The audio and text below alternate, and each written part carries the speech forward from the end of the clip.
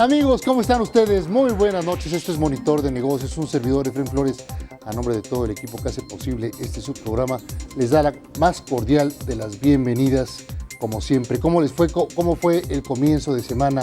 Esperamos de todo corazón que muy bueno. Vamos pues a comenzar con nuestra información del día de hoy. FICREA, Servicios Financieros presenta Negocios para Todos. Amigos y amigas, en Hoy Finanzas, Negocios para Todos, les voy a hablar sobre la importancia de cuidar nuestro dinero en estas fechas decembrinas. Diciembre llegó y, como tradicionalmente sucede, viene acompañado de cosas muy buenas como el aguinaldo, compensaciones económicas, así como fiestas, posadas y desde luego los regalos, aunque no pueden faltar con todo ello los gastos. Por ejemplo, toda la compra de esos regalos, el arbolito de Navidad, uno que otro adornito, cenas o comidas, por mencionar alguno de ellos. No está de más también pensar en invertir ese dinerito extra que nos trae el fin de año. Recuerden que FICREA, por ejemplo, nos ofrece planes de inversión y ahorro con atractivas tasas de rendimiento y que pueden apoyar a nuestra estabilidad financiera a mediano y largo plazo. Nos ofrece tasas que van desde el 4 hasta el 10.45% según el monto y plazo contratados. Pero mucha atención, amigos, también es muy común que en los últimos meses del año tengamos más acceso a créditos, entre ellos tarjetas bancarias o departamentales con las que desde luego buscamos comprar más. De hecho, el acceso a créditos de consumo en el mes de septiembre fue del 15% y por supuesto fue por la emotividad de las fiestas. Es fácil que no nos midamos en estos gastos. Desde luego suele ser muy atractivo en estas fechas acceder a las diversas opciones de financiamiento que se promueven tanto en instituciones financieras como algunos comercios, como son los conocidos planes de pagos a plazos fijos o pagos sin intereses y otros. Es importante asegurarnos siempre de no exceder nuestra capacidad de pago, es decir, comprando solo lo que podemos pagar, acompañando nuestras compras de un consumo inteligente y responsable que verdaderamente cumpla con nuestras necesidades sin afectar nuestra economía y desde luego sin sacrificar nuestros gustos y diversiones. Además, así tendremos la posibilidad de destinar una parte del ahorro y si lo hacemos a largo plazo estaremos entrando en una cultura de ahorro patrimonial en beneficio de nuestro futuro. Recuerden asesorarse siempre con los especialistas en inversión y ahorro de FICREA. Gracias, amigos, esto fue Negocios para Todos. FICREA presentó Negocios para Todos. FICREA, creemos en lo que crees. Gracias a FICREA y por supuesto a Evelyn Lapuente aquí, el Monitor de Negocios. Y también está aquí ya Antonio Castro Quiroz, director general de CAPEM Oxford, para platicar un poco acerca de las expectativas económicas en nuestro país. Antonio, ¿cómo estás? Muy bien, buenas noches, Efraín. Bienvenido a Monitor de Negocios. Gracias. ¿Cómo la ves? ¿Cómo está? ¿Cómo redondearías tú el primer año de gobierno del presidente Peña Nieto? Creo que arrancamos con una gran expectativa, que finalmente se fue diluyendo con el tiempo y de pronto ya tenemos ya un primer saldo de un año completito en el cual los desequilibrios, que es el déficit con el exterior, va a rondar los 20,000 millones de dólares. Las finanzas públicas van a tener un déficit cercano al 2-3% del Producto Interno Bruto, algo que ya se había quitado, yo diría, no erradicado, pero que lo habíamos dejado de lado desde la época de Cedillo. O sea, como que estamos dando un retroceso a lo que es la política económica, caramba, con un cariz, paternalista por parte de un gobierno en el cual parece que tiene injerencia en todo. No sé eso es algo muy importante lo que estás diciendo. Te da la sensación de que, es que son datos duros que empiezan a llevarnos hacia la tendencia de que el gobierno nuevamente es el decisor, el fuerte con dinero en la economía de nuestro país, en vez de dejarlo al sector privado. Es que ese es justamente el contraste. Es la intervención de las autoridades del sector público a través de impuestos que nos traen locos y de pronto no sueltan el gasto público. No hay gasto público. Entonces, ¿me entiendes? ¿Me explico? O sea, es una intervención en todos los sectores. Digo, por Dios, Antes te acuerdas que en la época de los periodistas anteriores, caramba, todos los días las 8 columnas de los periódicos era lo que hacía el presidente. Sí. O bien lo que hacía el secretario de tal. Parece que regresamos a esa época, caramba. Correcto. O sea, algo que, y es así, yo creí que lo habíamos erradicado. No, vuelve a ser ya el predominio de lo que es la actividad pública. Ya lo habíamos dejado atrás. No creo que estamos regresando. Pero entonces, ¿por qué regresan cuando ellos en sus propuestas hablan de un PRI moderno, de un PRI cambiante, completamente democrático y por supuesto actualizado al siglo XXI? Cuando un PRI se asocia al PRD y así logran una reforma sendaria que supuestamente nos obliga a pagar a los que más ganamos, pagar más a las empresas, caramba, es un PRI totalmente del siglo XX, de mitad del siglo XX.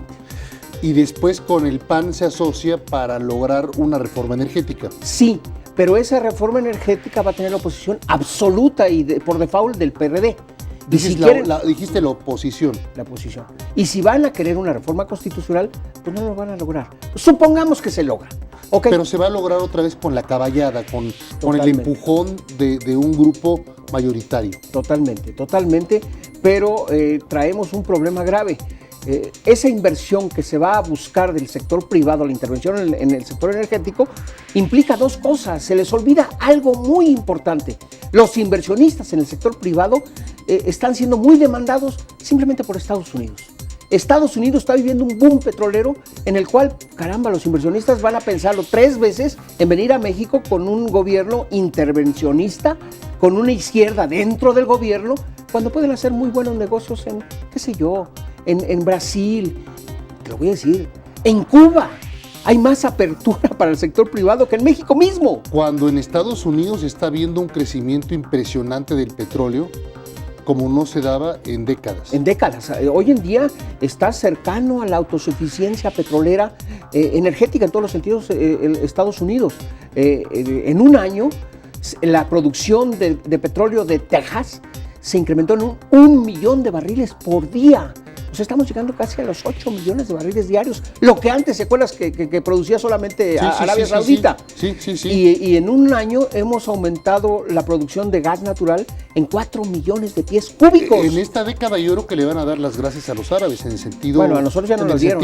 Me refiero a los árabes, es decir, a los países de Medio Oriente. Principal proveedor de petróleo. Porque ya no van a necesitarlos por lo menos de manera tan desesperada como antes, ¿no? Definitivamente, ya dejan de estar atados a todo lo que es esa parte geopolítica de lo que era Arabia Saudita.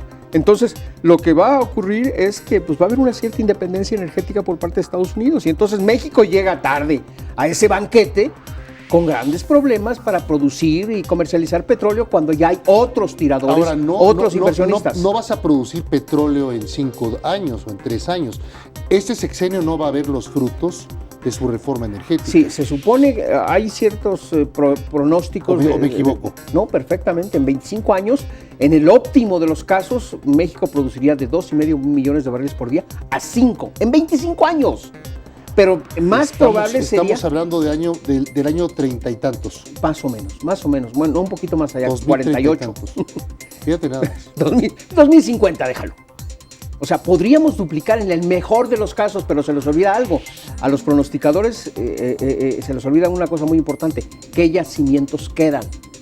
O sea, finalmente lo único que queda son yacimientos de gran riesgo, de aguas muy profundas, costosos, ¿no? Muy costosos para producir. Hoy en día la producción, cada barril de petróleo crudo te sale en promedio de entre 3 y 4 dólares por barril en México. Lo vendes a 90 dólares, no hay bronca.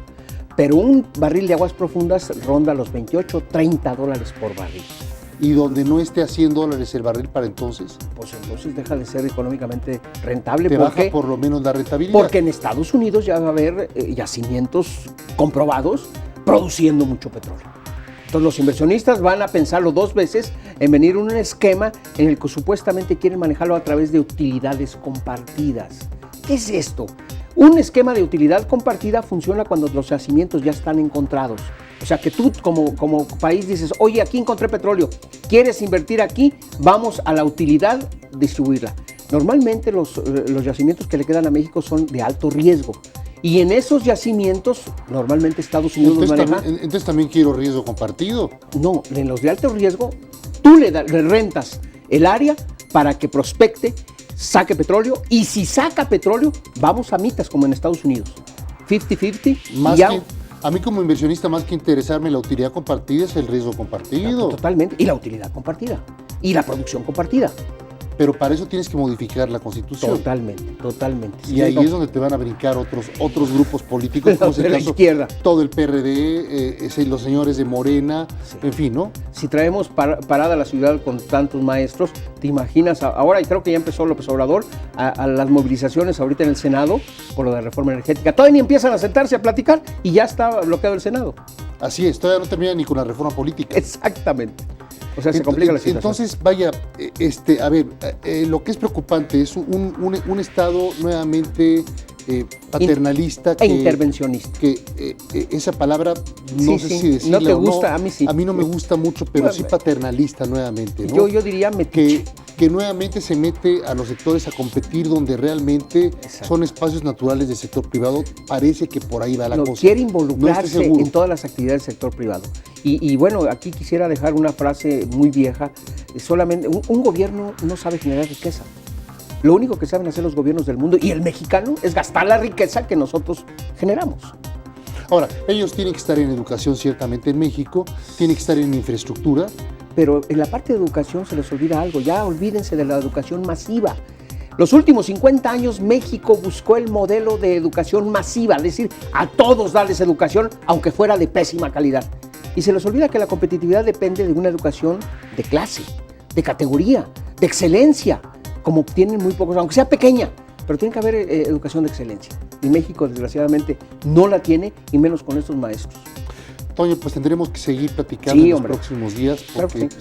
se nos acaba el tiempo, pero evidentemente hay muchos temas apasionantes Muchísimos. que platicar rumbo al 2014, que será un año también decisivo para esta administración. Por supuesto, y para dependemos nuestro mucho de país, Estados ¿no? Unidos. Todo depende de lo que pase con Estados Unidos.